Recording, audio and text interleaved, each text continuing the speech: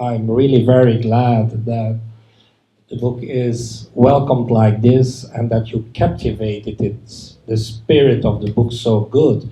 Because I think a lot of people would say, I don't want to read a book about, again, a book about the Second World War. And these people, after what you said, might be attracted to the book because the book has a very different approach in a way of talking about the war. I'll let you. Bueno, pues lo primero que Lucas quiere decir es que se siente muy emocionado por la manera en la que el libro está siendo recibido, ¿no? Él siente, o sea, está muy agradecido por la manera en la que habéis recogido este libro aquí en la editorial y por haber conseguido entender y por cómo habéis capturado el espíritu de la novela, ambos, Silvia y Constantino, y está totalmente de acuerdo en que pues todos los lectores que podemos afrontar este libro como un libro de la Segunda Guerra Mundial más, una vez empezamos a leerlo es diferente y nos damos cuenta en las primeras páginas que es una manera diferente de afrontar la Segunda Guerra Mundial. I think that the title of the book, My Pequeña Guerra, is a very good title because it's all about the small war. It's not a story of the big war. There is hardly any chronology in it, as you said.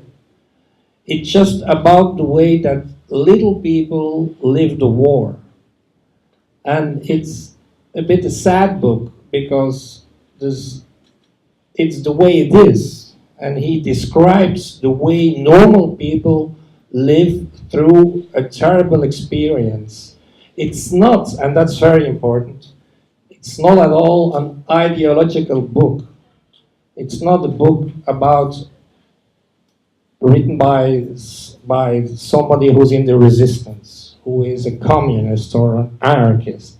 It's about a human being, a small human being that lives a terrible experience and that has only one ambition: to survive.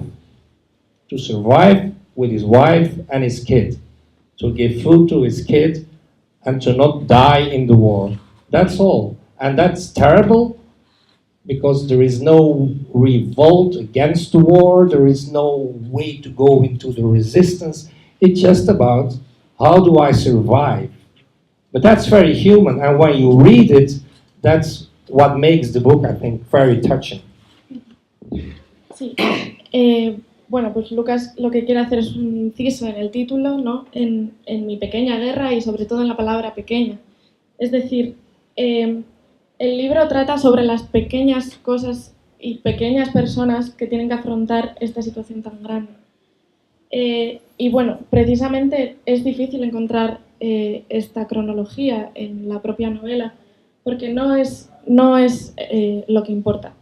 Lo importante es que el autor intentó plasmar como unas pequeñas personas que afrontan, como he dicho, este gran problema.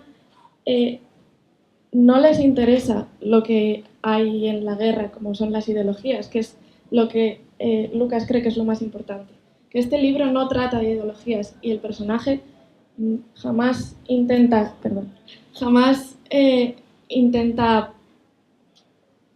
ir más allá de la lucha del día a día, de cómo voy a hacer que mi familia pueda comer mañana, cómo voy a hacer que mis hijos puedan llevar unos zapatos que no estén rotos, ¿no? ¿Cómo voy a sobrevivir? Entonces, tampoco entra en ideologías porque lo que el autor plantea es que las cosas son como son. Entonces, su único interés es sobrevivir y no intentar cambiarlo mediante luchas ideológicas. There's a very strange thing when you read the book and when you don't know anything about it.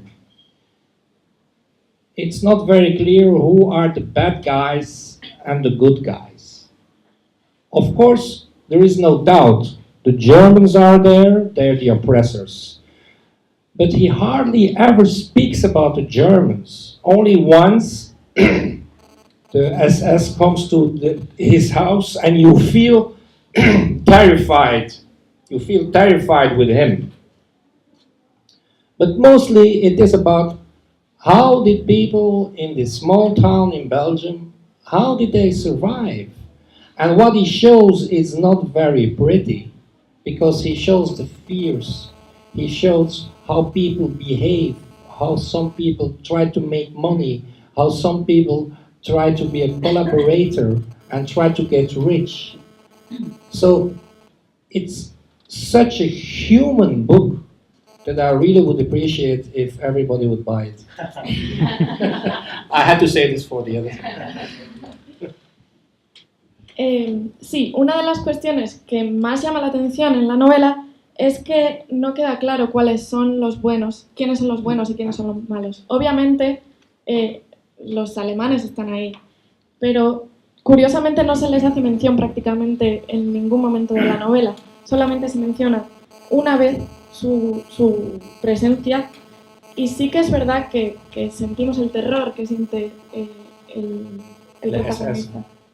Pero sin embargo no es el aspecto central de la novela, sino que lo que de verdad importa es cómo estos habitantes de este pequeño pueblo sobrevivían y cuáles eran sus miedos, cómo se comportaban, qué es lo que hacían para poder ganarse la vida, cómo colaboraban con quien hiciese falta para poder conseguir dinero, como contaba Silvia, el panadero solo piensa en hacerse rico y básicamente que es lo que hace esta novela especial y es lo que hace que todos tengáis que comprar. I have to tell you another thing. In 10 days from now, about 2 weeks, Louis Paul Bon will be dead 40 years. And there is a story I like to tell about his last week because it's so very strange. Just 4 days before he died, there was a phone call from the Swedish embassy. If please, Mr. Bohm could come to the embassy. And as he was the candidate of the Dutch-speaking literature for the Nobel Prize, it was obvious that he would win the Nobel Prize. And so on Monday, his wife went to the hairdresser because she wanted to look pretty to go to the embassy. And when she came back, she found Louis Paul Bon dead on his typewriter. So he never got the Nobel Prize. But everybody knows, I'm supposed to tell you that because I'm the president of the Louis Paul Bon Society, but it's true, he should have had the Nobel Prize, and then everybody should have known Louis Paul Bon, and that's why I'm so very glad that this small book is now available in Spanish, because I'm sure that everybody who reads this book will see what a great writer he was. He's written about 50 books. He's written very, very important books, and he is considered in the Dutch literature as maybe the most important writer of the last century.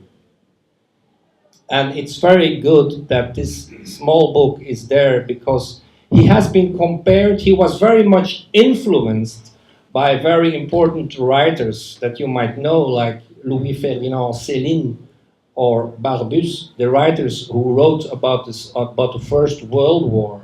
And the way he writes, and I'm sure, thanks to the translation that you will appreciate, he writes in a very special way.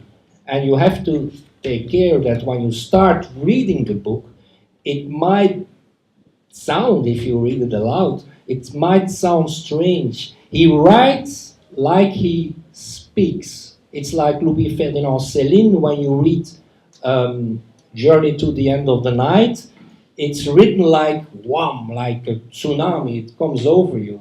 And Louis Paul Bohm writes like that. And I think in that way he might be dead now 40 years, and his book, this is the version of 1947, so it's a rather old book, but it's very modern, and I would say it's better than most books that are written now.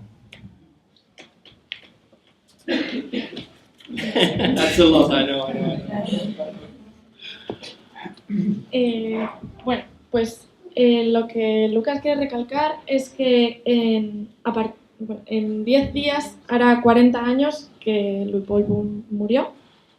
Y bueno, que él lo que quería contar es una anécdota de sus últimos días de vida, precisamente de su última semana. Y lo que le sucedió a Louis Paul Bohm es que, bueno, 4 días antes de morir recibió una llamada de la embajada sueca y suiza, perdón. Perdón. La geografía no somos. Y bueno, pues esto a escasos días de recibir, de ser la entrega de premios Nobel, pues todo apuntaba a que Louis Paul Bohm iba a ser uno de los que iba a recibir este premio, ¿no? Por lo que, bueno, su mujer decidió ir a la peluquería, arreglarse, pero sin embargo, cuando ella volvió de la peluquería, encontró a su marido fallecido.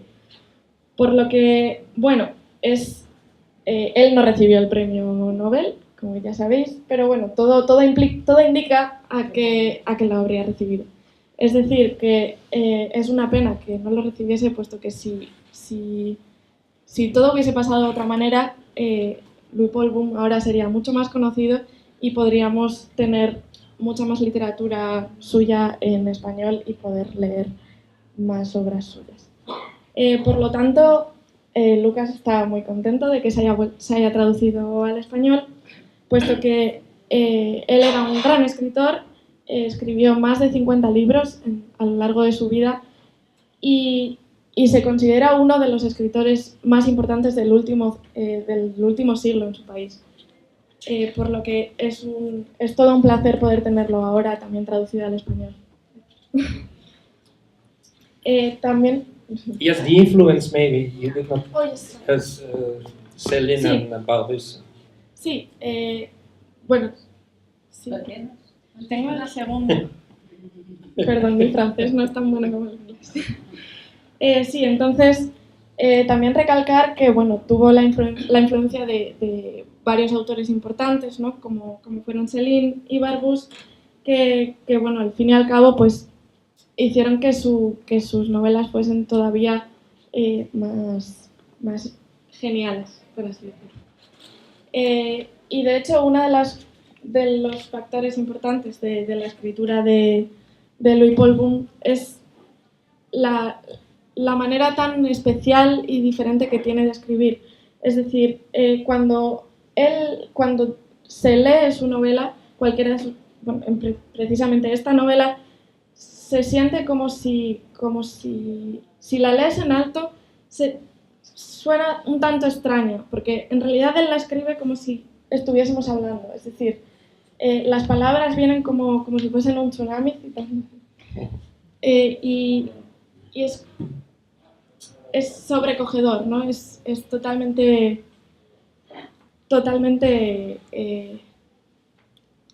vamos, que es, sí, perdón, overwhelming. Yes, it's overwhelming. I mean, I'm sure that if you read this book and if you take the time to get into his world, you will appreciate Louis Paul Bohm and you will want to read more of him because he's timeless. That was the word I was looking for. He's not somebody who's written his books in 1947. This is a book for all seasons, for all times, and I'm sure this book will be read in 100 years from now. That's you know, writers that are dead, they face a really serious problem. They are dead.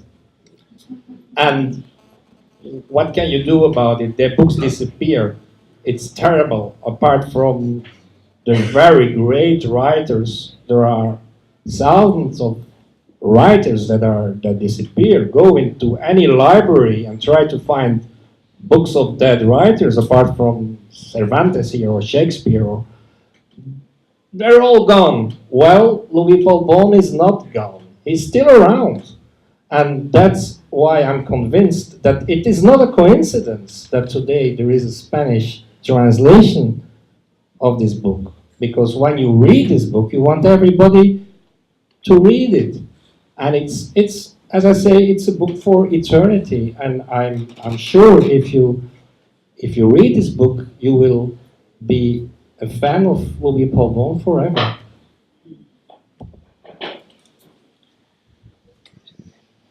Sí, lo que comenta Lucas es que una vez lees tu primera novela de Louis Paul Bon y entras en su mundo y en su imaginario, siempre vas a querer leer más obras suyas, porque una de sus mayores características es que no tiene límites temporales, es decir, es tan actual ahora como cuando él la escribió, como lo será dentro de 100 años.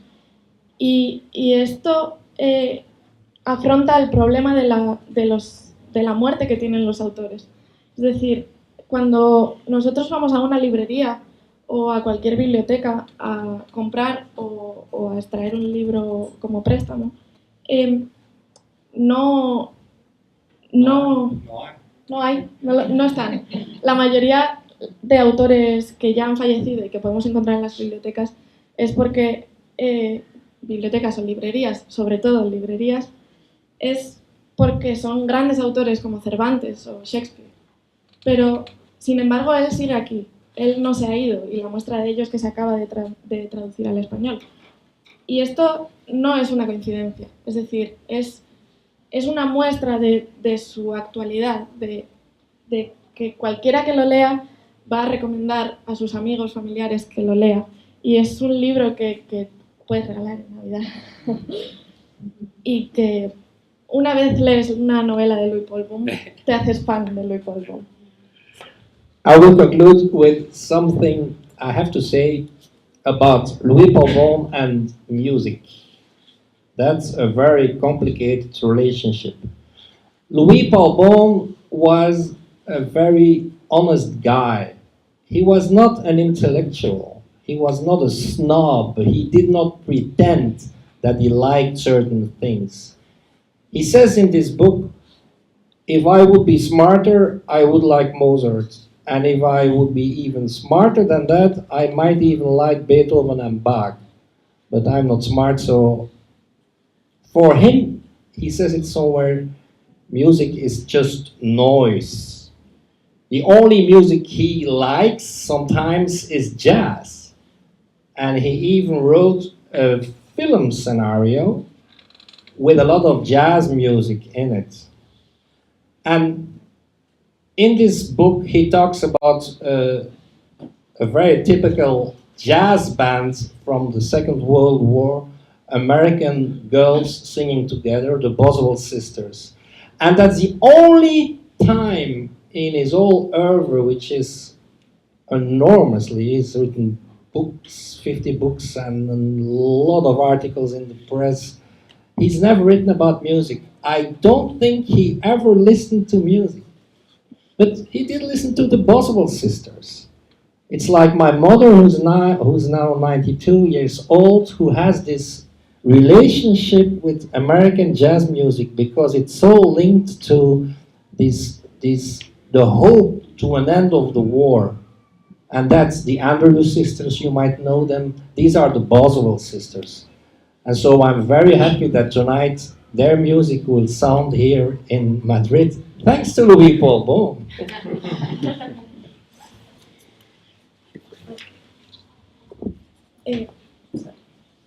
Sí, la siguiente cuestión de la que querría hablar en cuanto a Louis Paul Bon es su relación con la música, puesto que era bastante complicada. complicada en el sentido en el que él era muy honesto. Él jamás fingió que le gustase algo que no le gustaba. Él no era un intelectual, no era un snob, jamás fingió ser lo que no era. Y él precisamente dijo que si él fuese más inteligente, más intelectual, por así decirlo, él escucharía música clásica, él escucharía Mozart. If he would even be smarter, if he would even be more intelligent, he might even listen to Bach and Beethoven. But he's not. Sin embargo, él habla sobre el jazz en su novela, bueno, él incluso escribió una obra en la que había piezas de jazz. Y de hecho, en esta novela, bueno, él menciona diferentes bandas de jazz de la época, sobre todo la americana. Boswell Sisters. The Boswell Sisters.